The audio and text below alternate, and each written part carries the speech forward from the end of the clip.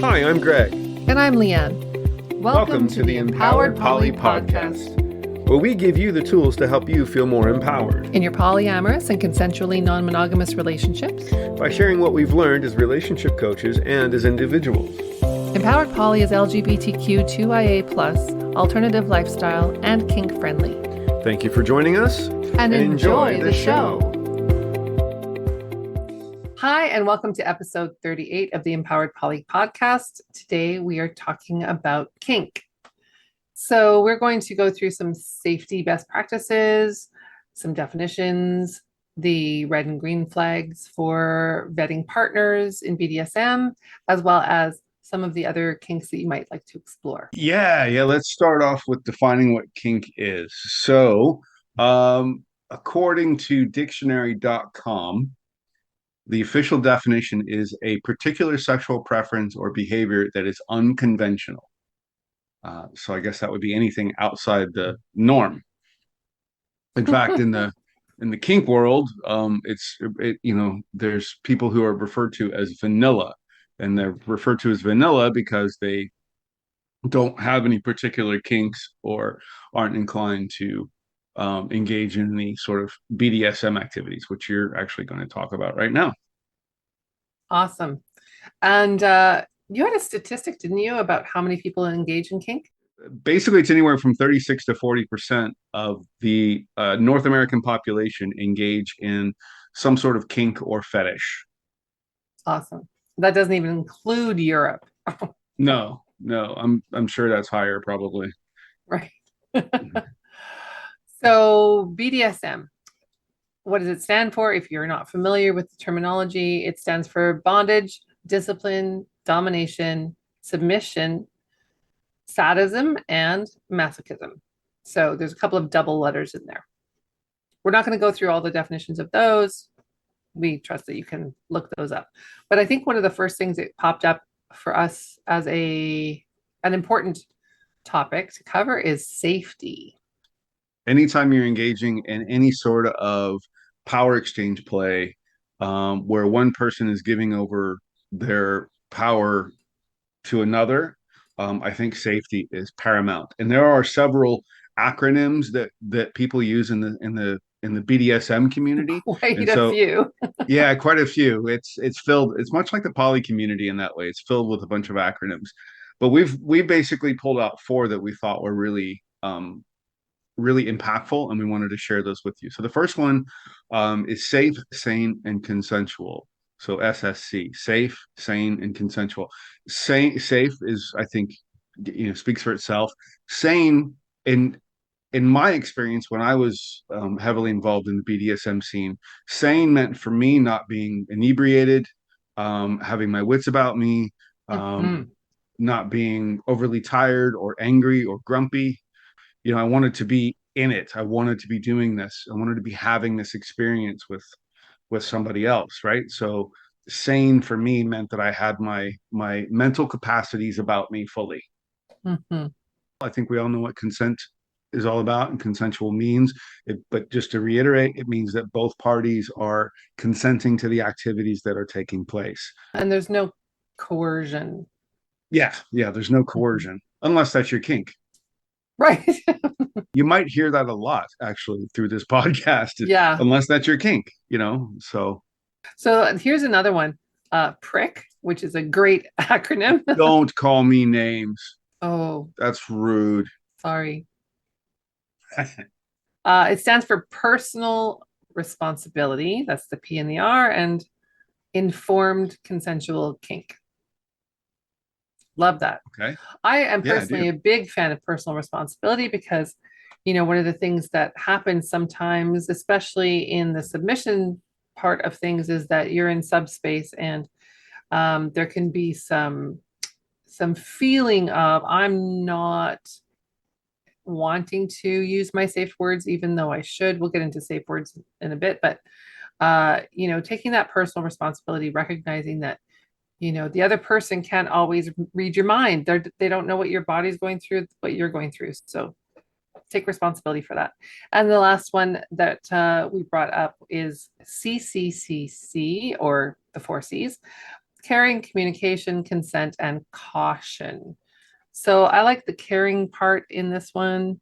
Um, we're going to talk about best practices here in a bit, and one of the things that we're going to talk about is aftercare, right? So aftercare is looking after the submissive after they've been through a scene with you, and they might be feeling a little tired, wonky, depleted, right? And it might also be aftercare for the more dominant partner as well. Hmm. There is one other that we skipped, and that is rack, Oh, RACK. Yeah, so excellent. nice rack, right? So that stands for risk aware consensual kink.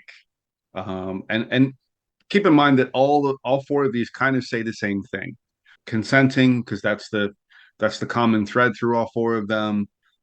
You're aware because you're sane, you're taking responsibility, you're communicating effectively, right? So all of these kind of say the same thing. It's just whichever one would resonate with you the best in terms of making sure that you are stepping into these situations with as much uh, mindfulness as you possibly can about what you're doing, what you're engaging in, and what your needs are and what your partner's needs are, and making sure that you're staying mindful about what you're doing or what you're about to do. Right. And who you're about to do it with, which is what we're going to talk about right now, is Yes, what yeah. to look for in terms of vetting your partners. And these red flags and these green flags are based upon personal experiences, Yep. and what not to do, what to do, et cetera, et cetera. So we're going to start with the red flags, and I'm going to start with the dominant side of things or the D type side of things. So in some of these, it's also important to note too that some of these are crossover. So they Sure. are red flags for regardless of whether you identify as dominant or submissive or a switch. Which, by the way, for those that don't know, a switch is somebody who can identify as either dominant or submissive. It just depends on who they're with and the energy that they feel with a person. So a switch is somebody who can identify as both. That's me. Yay! There you go. So, all right. So let's start with the list here. So the first one on my list is drug and alcohol use. Now, when I say drugs, for me personally, any drug use would be a red flag, especially if we're about ready to get into a scene, right? Mhm. So I want, again, going back to the things that we talked about: safe, sane, and consensual, right? Sane, right? I want people to have their wits about them, right? Now, when it comes to alcohol specifically, though, one or two drinks I think is okay, just to kind of loosen up a little bit.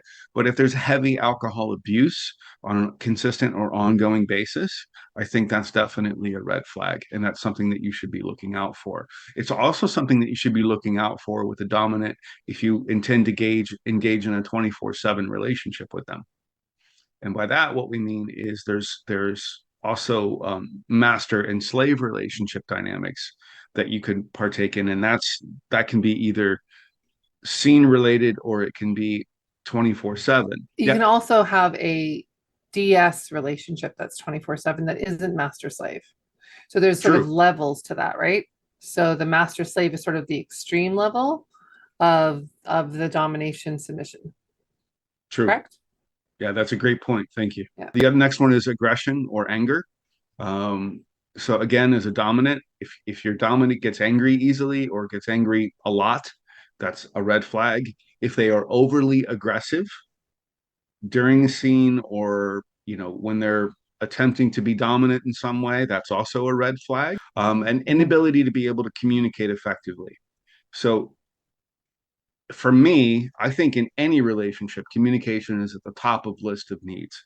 If you are Absolutely. unable to communicate effectively, then that is a red flag to me. Mhm. And that typically means that I don't want to be in a relationship with you. Yeah. But add to that another layer of safety. And if you're not able to communicate effectively as a dominant, that's dangerous. People can get hurt, not just physically, but emotionally. Right. And so that's why you want to make sure that you're able to look for people dominants who are effective communicators. Now, that doesn't mean that they need to be well spoken. It doesn't mean that they need to be, have a degree in psychology or whatever. But what it does mean is that they are able to at least articulate how they're feeling and what their needs, desires, and boundaries are. Okay. The next one, this is actually a new term for me, but I love this one, a kink dispenser. I'm reminded of the Pez dispensers of the past. I think those things are still around too, They actually. are. But yeah, are they? Yeah. Cool, nice. Yeah, but anyway, so I think a kink dispenser, and I think the dispenser word is pretty telling here, and that's somebody who is just in it to for themselves, just to explore their own kinks. They don't really care about their partner. They're looking to just simply do all sorts of different things, just like a Pez dispenser. There's no connection being developed. There's no intimacy being developed. None of that. Now, if that's what you're looking for, that's Mm. fine. That's Okay. fine. Yes. But see previous red flag. If you've got somebody who can't communicate that that's what they're looking for, that becomes a red flag, Hmm. right? So what you're saying basically is you're looking for someone who is pretty self-aware, even if they're new to kink and BDSM, even if they're new to being dominant, they're self-aware enough to kind of be able to talk about what they're feeling and needing, right? Like Yes. Yeah. it's not necessarily a matter of a lot of experience. And in fact, I think that's a myth, is that people have a lot of experience are really good at this. It's not Yes. necessarily so. No, no. Oh, no. Sorry. That was a bit too emphatic, wasn't it? My bad. That's all right. No. That's all right. This is based on our many decades of learning, right? Yeah, yeah. And I think that's a really good point is that we we assume that experience means qualified. Those two don't always line up. At least not in my experience anyway. If you meet a dominant Mhm. and the dominant says, I'm pretty new to this and I'm open to exploring this and I want to see how it goes for me, that's actually a green flag because they're being honest with you, Yeah. right? They're telling you where they are, right? They Yeah. have a self awareness, like you just said, of Yeah. where they are and what they're open to and what their abilities are. And then you would have that conversation. Okay, so what are you interested in? What do you like to do? What do you don't, et cetera, right? Which we'll get Yeah. into in a bit as well. So that's a really good point. Yes, absolutely. Great. Um, Do you have more? I do. I have a lot more Oh, actually. great. Go, Yeah, go. there's a lot here. So another red flag would be somebody who is wants to get together or do a scene too soon, too quickly, right? Without knowing you, without wanting to get to know you, Mhm. without a desire to understand who you are and what your likes and wants and kinks and needs and your limits are and all of that stuff, right? So Mhm. just be aware. So an example of that would be that you meet on an app, let's say, and you guys have a first meeting, or actually you meet on an app and you haven't even met yet and they're already starting to talk to you as if they're dominant towards you. That's a huge red flag. Had that happen so Huge, many times. Oh my it's a God. huge red flag, right? Yeah. So that's a good example of that. Another good example would be, let's say you guys do meet, and they haven't really just tried to be dominant with you yet, but once they do meet you in person, without your consent, without discussion, they start to try to dominate you. That's a Mm. red flag, and Mhm. that could look as simple as saying do this, or instead of they stop asking and start demanding, right? And Yeah. so that's something to look out for. Pet names and honorifics too soon as well. So that's another thing to look out for is if they are starting to use pet names for you right away or too soon for you, or if they're demanding that you use an honorific with them. So for those that don't know, an honorific would be master or sir or daddy or whatever. Mhm. That's something that they want you to call them. If they're starting to do that or demand that of you and it feels like it's too soon for you, don't do it. And then if they demand that you do it, that becomes a red flag. Mhm. And so I think what's important about expectations to understand is that if you've if you've communicated that with each other and you've talked about it and there is an agreement around expectations, that's okay. But if they're asking or expecting things without those conversations, that's a red flag. Hmm.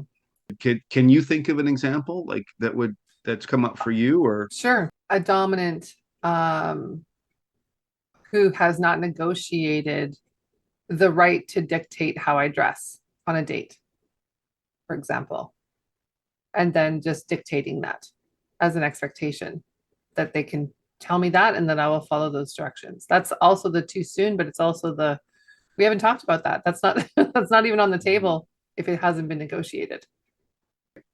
so that sense Mhm. of entitlement, that sense of, well, well, I'm your dominant, so you're supposed to dress the way I tell you to dress. That's kind of a given. That's not true. There's no givens. No The given. word given shouldn't even exist in your dialogue Yeah. with somebody, Now, especially early on. if they had negotiated that with me and I thought that was kind of fun, right? And I, Mhm. I could say, yeah, I'd love it if you would tell me what you would like me to wear on a date. Then, yeah, Yeah, yeah, that's a good that's point. negotiated. Cool. Totally fine. Another red flag to look out for is somebody who refuses to use safe words. Oof. So, for those that don't know, a safe word is a word or phrase that you would use during the scene that would either stop the scene for your own safety or change what you're doing. I do recommend that the safe word is something that you don't use in regular conversation. So you wouldn't want to use the safe word of laptop, for instance, or you wouldn't want to use the safe word of water, right? No, Mm. no words that are obvious. Yes. And Yeah. if you're into consensual non-consent play, Hmm. then don't use the word stop Right. because That's that could correct. be a fun word to use in the scene that is, meant to be non-consensual, but it actually is consensual. And yeah, so Yeah. Yeah. Um, I mean, try to think of words outside your regular vernacular. So, right, rhinoceros, for instance. How often do you say the word rhinoceros, right? It's also something that you need to be able to remember quickly. oh yeah, in subspace especially. There's also the stoplight approach. I would check in and say, "How are you?" And they would say green.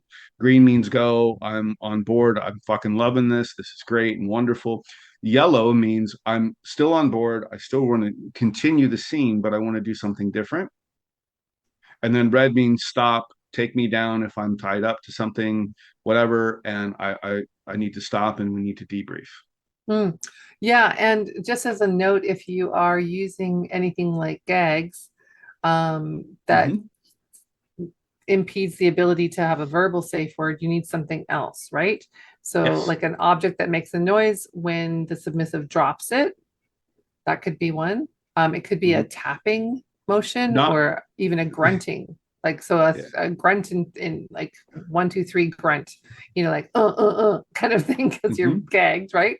That can Yeah. be a whoa, slow down, right? So you Hmm. can have all kinds of negotiated ways to make safety still possible when Right. someone is unable to speak.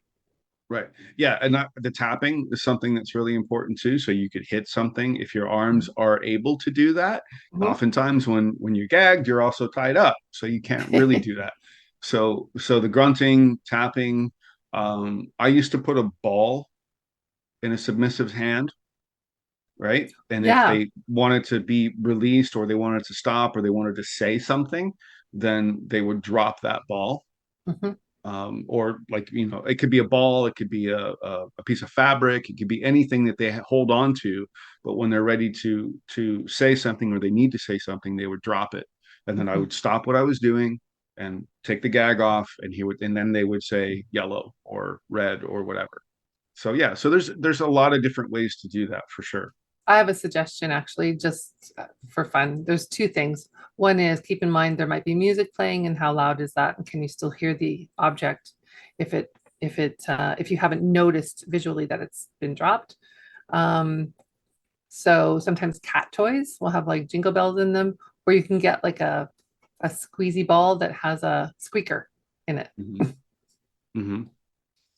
All of those work. Yeah, yeah. And another red flag is somebody who doesn't check in. Hmm. You know, Yeah. all of these things, especially if you are bound or gagged, all of these things require a dominant who checks in, right? So if you're in a scene and you are doing something and you look over at the hand that's supposed to have the thing in it and it doesn't have the thing in it, you need to stop. Mhm. But you need to be looking at that hand more often than not, Yeah. Yeah. right? So That's you their need to form be of aware. communication, right? Yeah. Exactly. You need to be aware of that Yeah. hand as often as possible, Yeah. right? Because that is their form of communication. And if you're not looking at the hand or you're ignoring it, that's a red flag. Okay. Somebody who gets annoyed when you ask questions. Oh, That's a red flag as well. Uh, huge. and and again, honestly, as I think about this, actually, I'm thinking to myself, well, maybe that's sort of, somebody's kink is being bratty or whatever, Hmm. right? So as a submissive, and maybe the dominant doesn't like that particular type of submission. Well, that's something that you need to discuss beforehand. So if part of your brattiness is asking a lot of questions, or part of your brattiness is kind of pushing boundaries a little bit with your, and I don't mean actual boundaries, but I mean like pushing a little bit, being bratty as the term implies. Hmm. And that's part of your kink, and you're not talking with that or communicating with that, or the dominant isn't asking you about that, that's a red flag. The last two that I have on the list are no aftercare. So for those that don't know, aftercare is kind of exactly what it sounds like, but it's taking care of the submissive after the session. And that could look like anything, really. And it's something that you need to discuss before you do any scening or any sessioning with anyone. Because just because what you do for aftercare doesn't mean that that's what the submissive is going to need. So Hmm. you need to look at what the submissive needs for aftercare. I've had submissives who want to be left alone. I've had submissives who want me to wrap them in a blanket and hold them for an hour or two. Hmm. I've had submissives who wanted to smoke a joint. Like, there's all sorts of different things. Like I can't think of all of the different things that people do or need for aftercare, but that's not the point. The point is that it's a conversation that needs to be had. And if the dominant isn't willing to do it or says they're willing to do it, but doesn't actually do it, that's a red Hmm. flag. And I would say that if they don't do it the first time, that's a conversation that you need to do something that I call calling equals. And that means that if you have a DS dynamic and that DS dynamic is 24/7 or whenever you guys are together and there's something that you need to present to the dominant, then you need to call equal so we can have a conversation as equal partners in this relationship Yeah, it's essentially like a outside of our timeout, dynamic. Yeah, it's a right? timeout, Like right? timeout. Yeah, We're not in timeout. rule right now. Timeout. Yeah, exactly. Mhm. Thank you. That was a really short way of saying what calling equals was. So I appreciate you. All right. The last one is threatens you with non-negotiated punishments. So as we talked about before, everything that you do in a DS dynamic should be negotiated beforehand. There should be agreements in place. Mm. And one of the ways, for instance, that you can do that is using a checklist. A checklist can be found all over the internet. You can make your own checklist as both a dominant and a submissive or a switch. You can make those on your own checklists. You can also reach out to us, and we'll be happy to share with you the checklist that we have. Um, and yeah, so if they're threatening you with punishments that you haven't negotiated prior, Yeah, then that becomes a red flag. absolutely. Okay. Are there any others for dominance that you can think of? Hmm. Someone that doesn't have any safety measures in place. Mhm. So if you're doing bondage, for example, they should have the safety scissors that can slide easily against the skin and not cut you to cut the rope if needed. Mhm. Um, or if you're doing any kind of swing activity, there should be something soft to land on. Mhm. Just things that are thoughtful, mindful about safety. If they're not doing those things, yeah, red flag. Unfortunately, sometimes you have to be in a scene to see what the red flags are. And, Mhm. just a reminder to the submissive types out there. At any point, you can withdraw consent. Consent is ongoing. So if you walk into someone's space and you don't like how it looks, or you're not getting the vibe that they've looked out for you safety wise, or at any point, just use your safe word, stop the scene, leave the premises, whatever you need to do, right? Mm. And in terms of safety too, I would say, just be mindful of having like someone who knows where you are and who you're with and how long you're Yeah. going to be. Yeah, those are really good points. Really Mhm. good points. So shall I go through the red flags for submissive types? Yeah, for sure. Okay, so if you're dominant leaning and you are looking for a submissive partner, these are some of the things to look out for. Someone who says that they don't have any limits, that they are willing to do whatever you want them to do. That is a red flag because it seems like they don't have a lot of self-awareness again, right? Usually there's some limits for most people. Even if it's just, the way they want to get in or out of a scene, something that matters to them. Maybe they're inexperienced, and so they're exploring what their limits are. That's okay, but they should be talking about that with you, right? They should be as upfront with you about their experience as the dominant types. Could I Yeah. just add something to that? Mhm. And as a dominant type, if you run across somebody who says that I don't know what I'm into because I'm new to this, Mhm. then asking questions, getting to know them, taking more time before you do any kind of power dynamic play or scene or anything like that is paramount, Yeah, good point. right?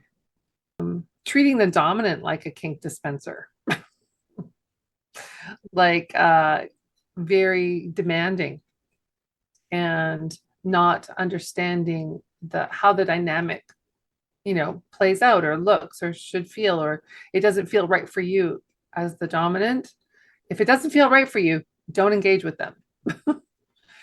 Right? If they're starting to use, for example, sessions for therapeutic purposes that you're not comfortable with, if they've been, the victim of a sexual assault and they want to reenact something or try some consensual non-consent with you, it's really important that you have a good firm grasp on what the scope of that is, how much of the personal work they've done, if they had any therapy, because you don't want to get yourself into a situation where they're highly triggered, or shutting down Or hurting and themselves.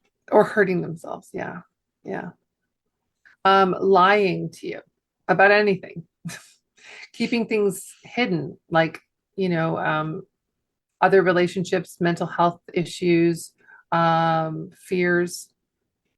They need to be able to express to you and feel safe with you to share those things that are going to be necessary to provide that safe container for the Mhm. play to happen, right? And I suppose this probably goes without saying, but that's also true with dominant types too. Lying, Mm, like yeah. honesty always. If there's lying happening or misinformation or not Oh, communicating all of the relevant information, that's a pretty big red.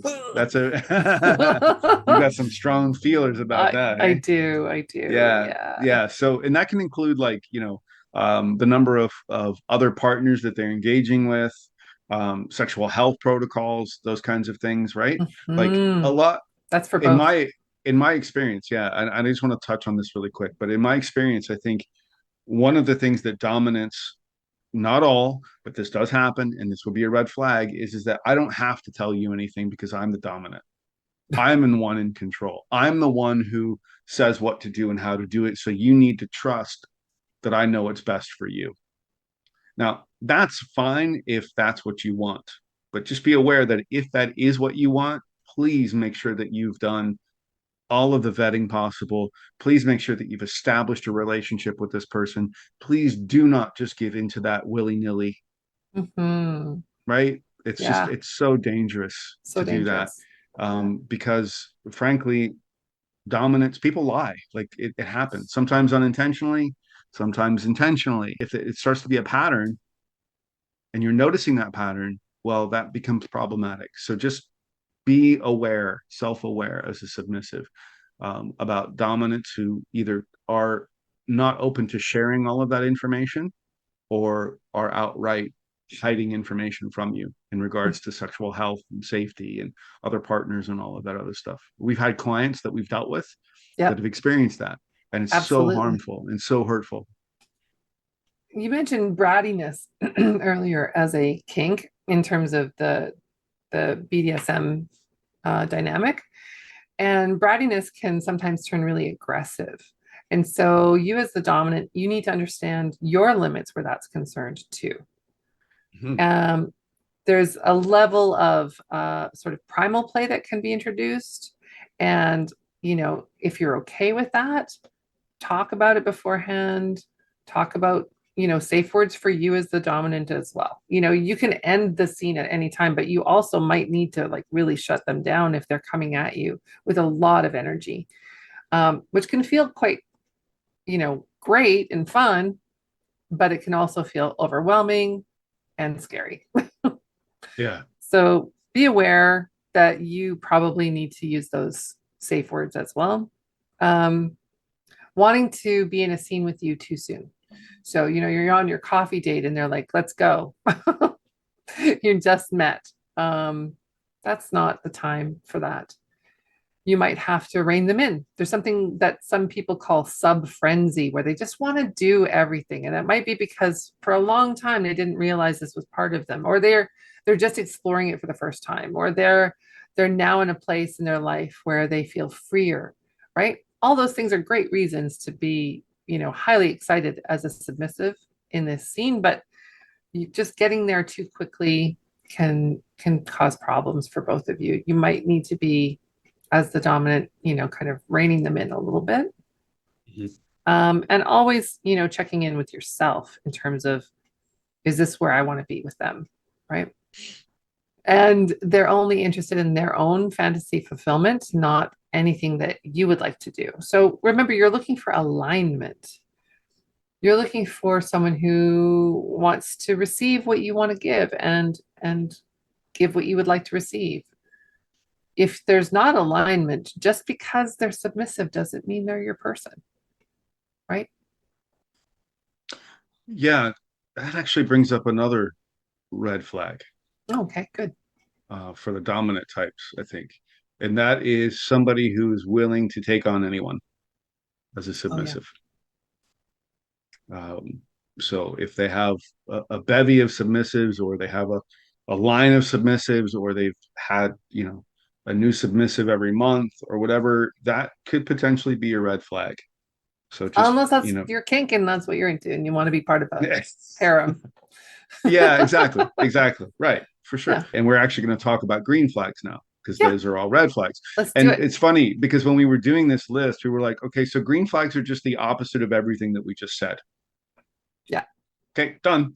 But that's actually not true. There are actually some things that you actively and mindfully want to look for. Mhm. And so we're going to talk a little bit about what those things are right now. Yeah. First one is boundaries and limits. So they know their boundaries and they know their limits. As a submissive or a switch type, if you're looking to play with somebody who says they're dominant, they know their boundaries. They know what they're capable of. They know what they're good at and what they're Mhm. not so good at.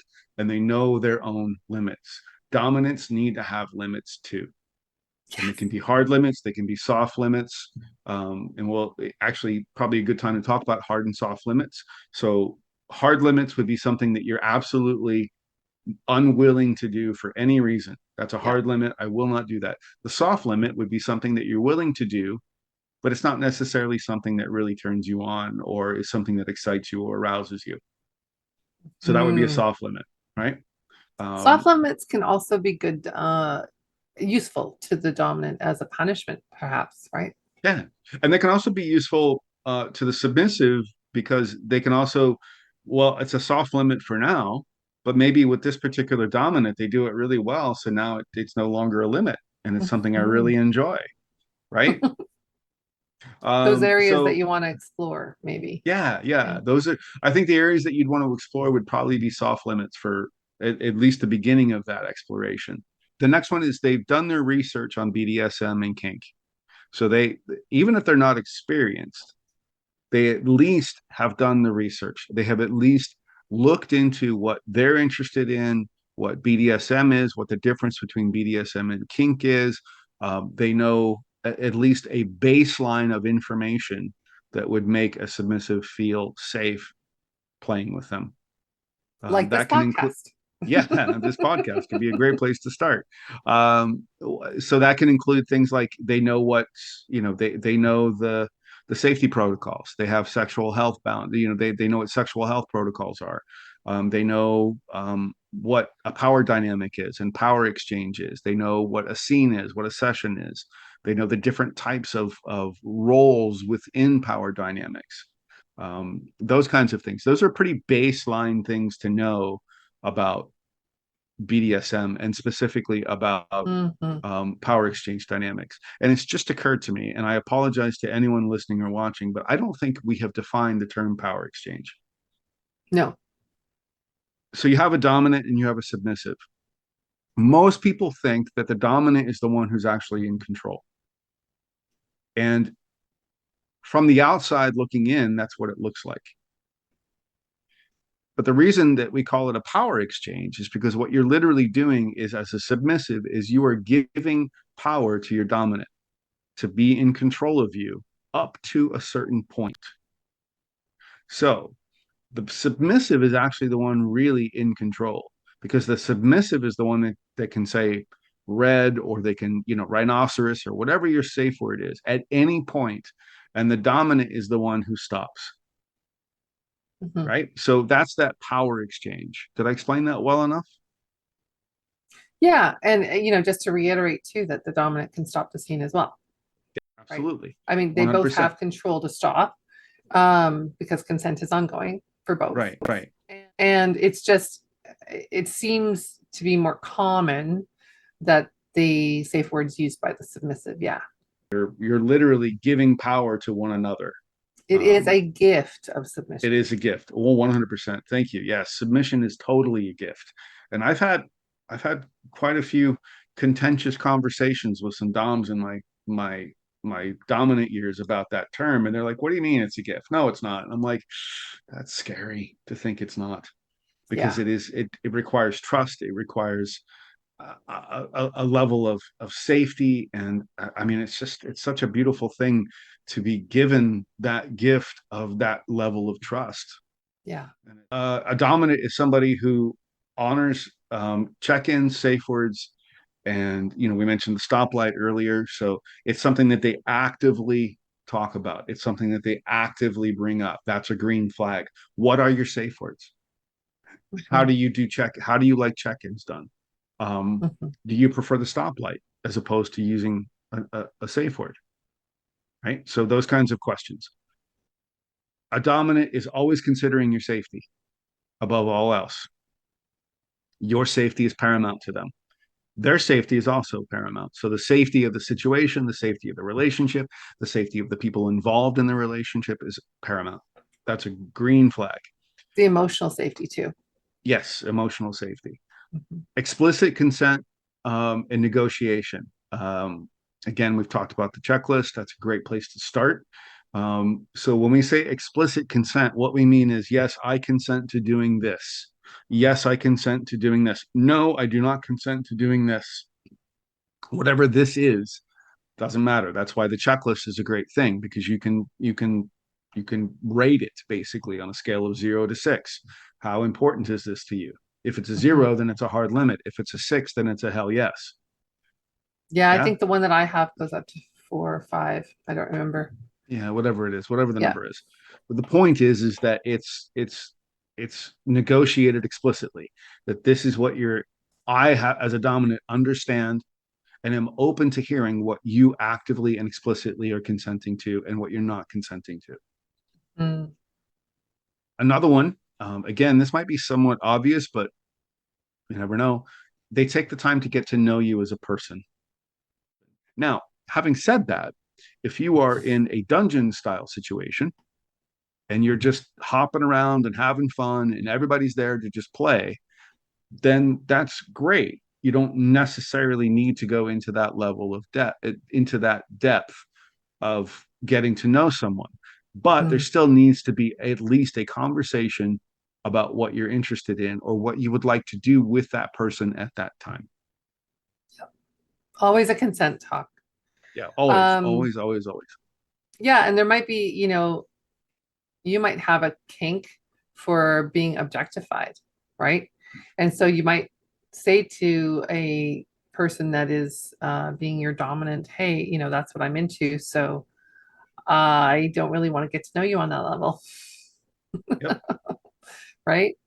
And I mean, you and I are demisexual people. Like we love having that connection in order to feel sexually connected as well as emotionally connected, right? Mm-hmm. So that's a whole other thing when somebody doesn't want that Mm-hmm. neither one of us have a lot of experience with, probably. I mean, I have a little bit of experience with the objectification, but not tons. I So do. I have experience with it, yeah. and the way it would always play out for me was I was explicit about my understanding of what they wanted. Yes. So if they came to me and said, I have an objectification fantasy, okay, what does that look like to you? What is Right. it that you would expect of me in that scenario, in that scene? Asking lots of questions. That's great. Yeah, yeah, for sure. Getting clarity. Love it. For sure. Yeah. And it can just be a 5 minute conversation to be like, hey, I just want to get up on your cross and have you whip me or flog me. Okay, Yeah. great. That's fine. We can do that. And I've done that before. Mhm. Yeah. But those Yeah. conversations need to be had. Nothing else. No, nothing else other than flogging. That's it. That's all I want. Okay, great. And as the dominant, if you're open to that, that's fine. If you're not open to it, then don't do it. Don't do it. Yeah.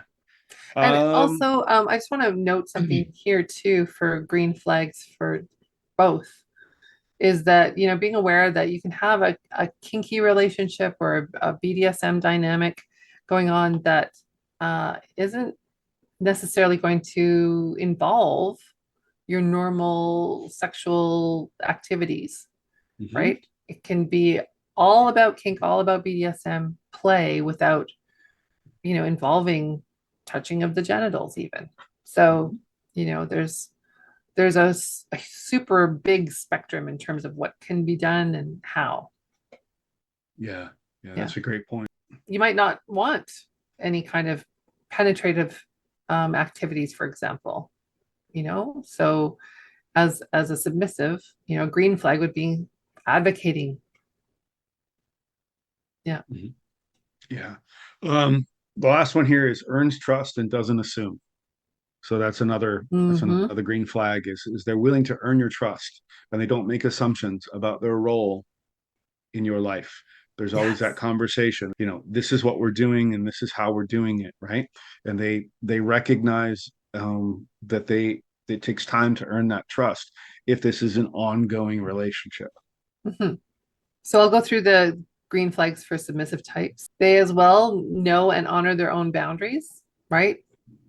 What their hard limits are. Boundaries could be regarding how involved they get in a relationship with you. It could be, the use of honorifics. It could be how open are you about your relationship. People are often very closeted with kink. And so, a dominant who says to a submissive, hey, I want to take you out in public and have you do submissive things for me, it might not be on the table, um, or vice versa. The submissive who wants that, but the dominant isn't out as a dominant, well, might not be on the table. So having those boundaries and discussions around what you're willing to do. Yeah. I think for submissive types, the biggest green flag is being communicative about needs, and having that self-awareness is really important to that, right? Being able to discuss it. Sometimes there have been submissives who've been through a relationship with a dominant where that wasn't allowed. And so be aware of that, as a dominant meeting submissive people. they may have had other experiences that, weren't quite in the best practices realm of things. So self-advocacy might be something they really struggle with. And as a dominant, it's great to really nurture that, encourage that, create a safe space for that, where they can say, I want this, but not that, and not feel like they're letting you down. Yeah. Can be a huge problem in the submissive community, the ability to self-advocate not being present enough, right? So when you see it, encourage it. When you don't see it, also encourage it. um, yeah, Actually, I think on the flip side of that, a green flag for a dominant would be somebody who does encourage that, yeah, somebody who does want you to open up about that. Tell me about that. Tell me, like I think yeah. that's really important. Well, or it notices it even, becomes Mhm. aware of it when maybe the submissive doesn't even know, Yeah, right? Can be quite subconscious. for sure. And, a submissive that asks questions is someone who is looking to properly vet their partner. They're looking for alignment. They're looking to match their needs to yours. That's a good thing. So, as a dominant, when you're meeting submissive types, think about, encouraging that as well. Don't just do the general, like, any questions? It's too open ended. Be specific. What questions do you have about how I would perform aftercare usually, or the things that I have done in the past, or what experience I have, right? Okay, I think that's pretty much it. Now we're going to talk about other kinks. Other Yeah, kinks. BDSM is huge, and it incorporates a lot, and we understand that, and it's important to really discuss the safety and the red and green flags, but we also wanted to just touch on these other kinks briefly. mhm. Um, so fetishes, which are defined as when you are sexually aroused by an object, a body part that is not usually sexually related, like a foot fetish, or an activity. So an object might be, I have a fetish for motorcycles, right? That's a huge turn on for me. Uh, I have a fetish for cross dressing, might be an activity, for example, that really turns me on. Just the fact that I'm putting on those clothes that are a gender swap for me, um, really makes me excited. So, Yeah, sexually aroused. yeah, sexually aroused. Humiliation and degradation, those are sometimes linked. Usually, there's often a link there. That's why they're kind of grouped together there.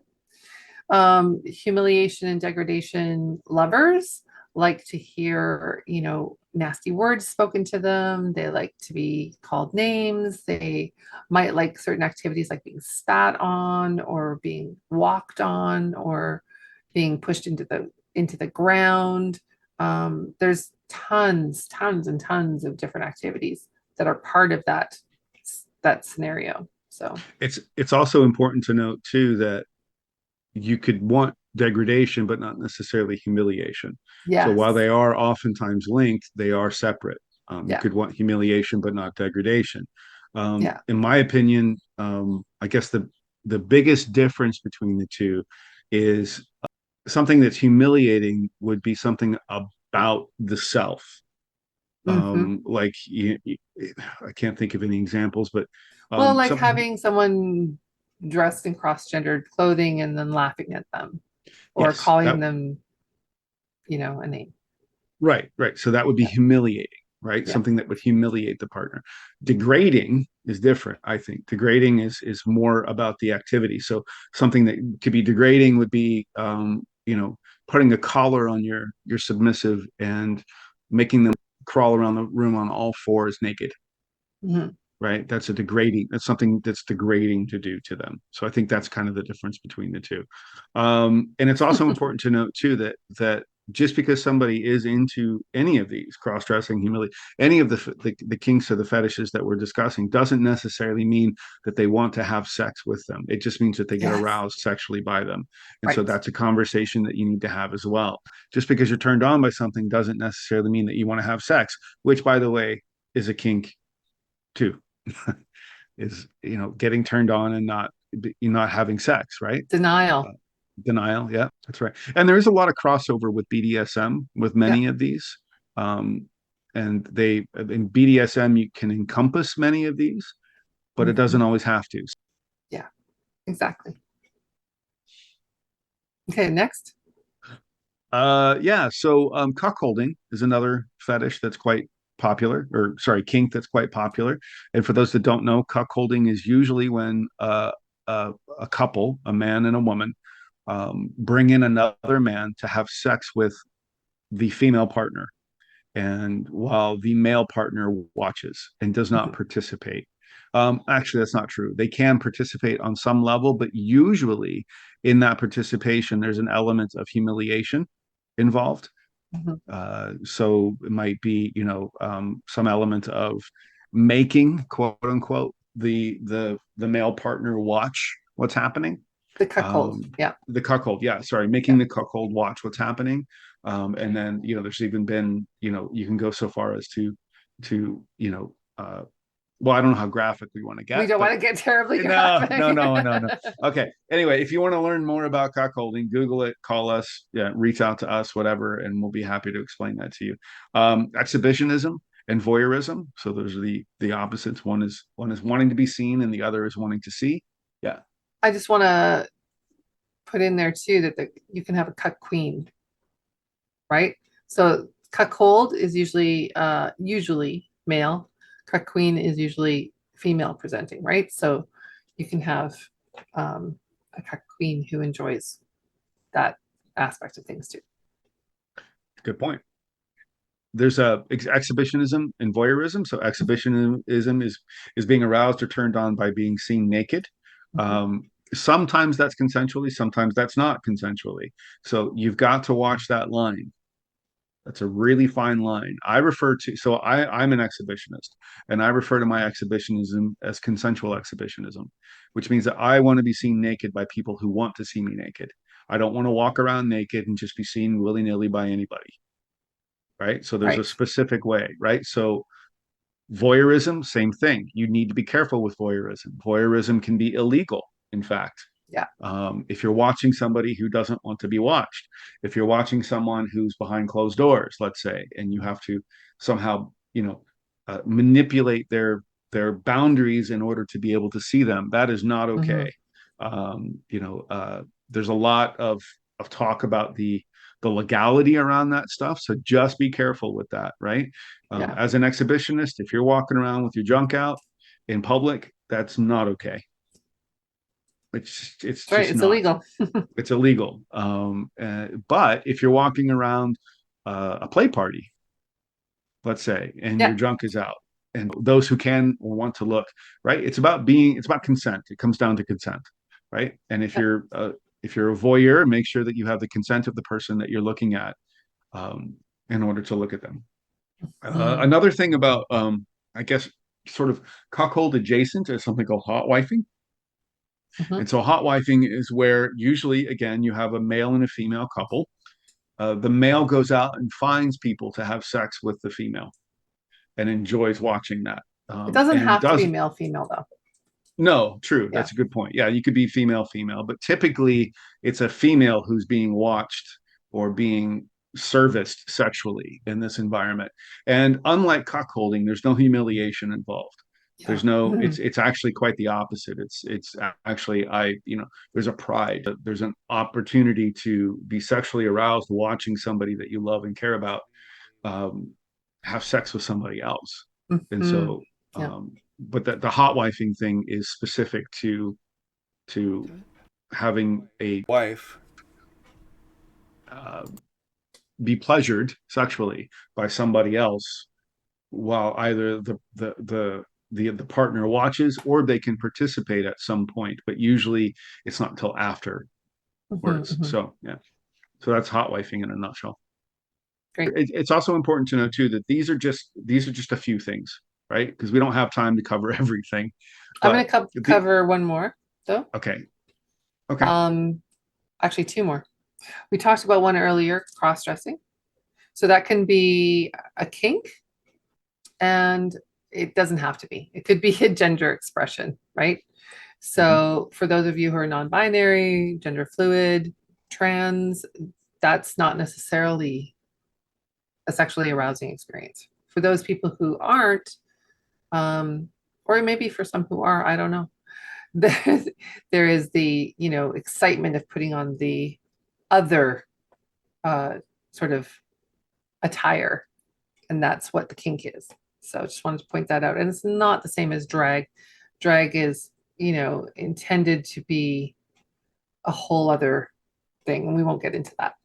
drag is Um, very drag is very performative and it's mhm, very entertaining and it's very much about the performance of something. yeah.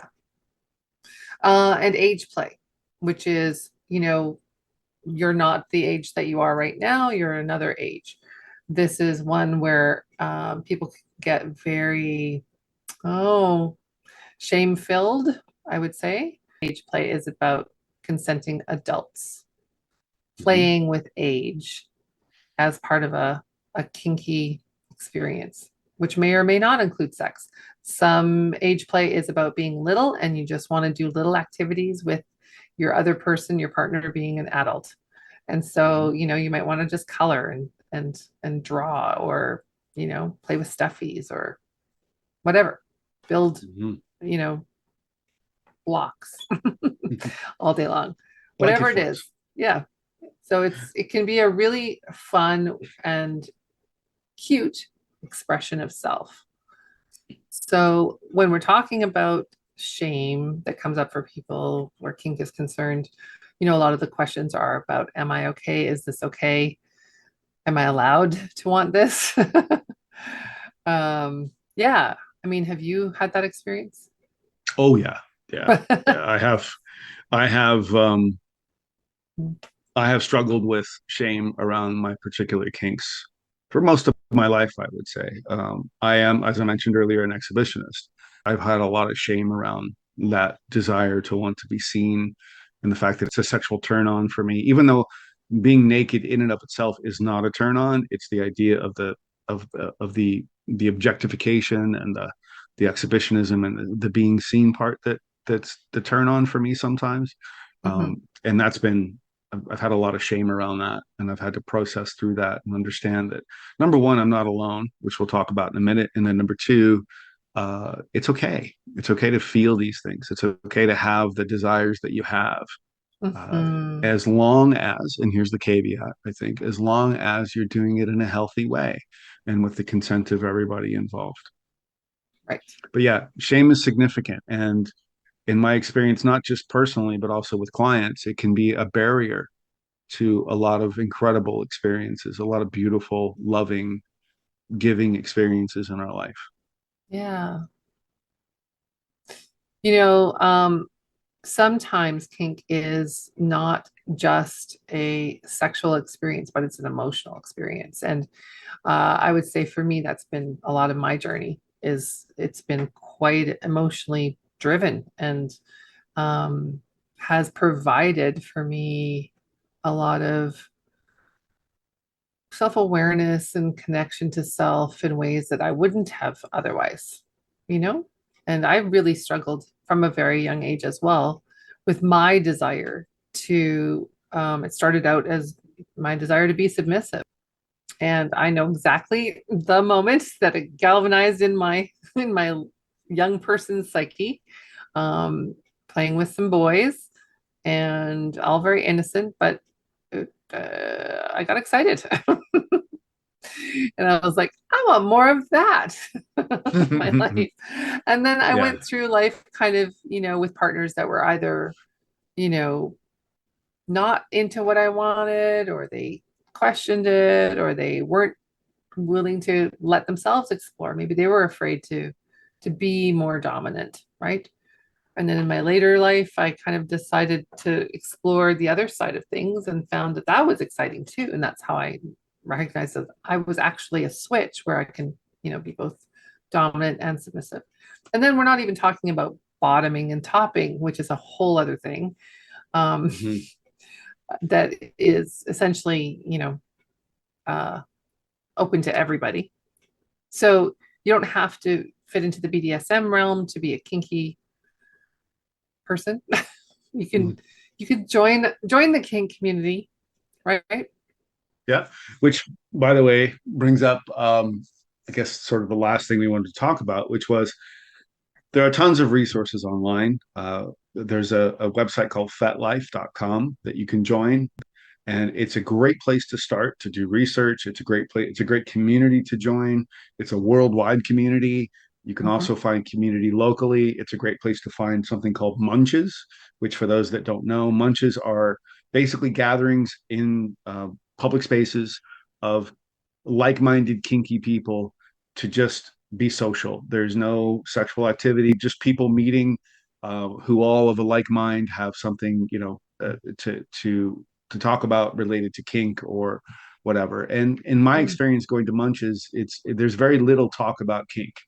It's more just an opportunity to get to know people, knowing that everybody in there is kinky in some way, shape, or form. So there may be opportunities to explore something with someone outside of that environment. But the idea is to build community. The idea is to have like-minded people in your corner, as it were. And there's online groups as well, that are kink friendly. Groups.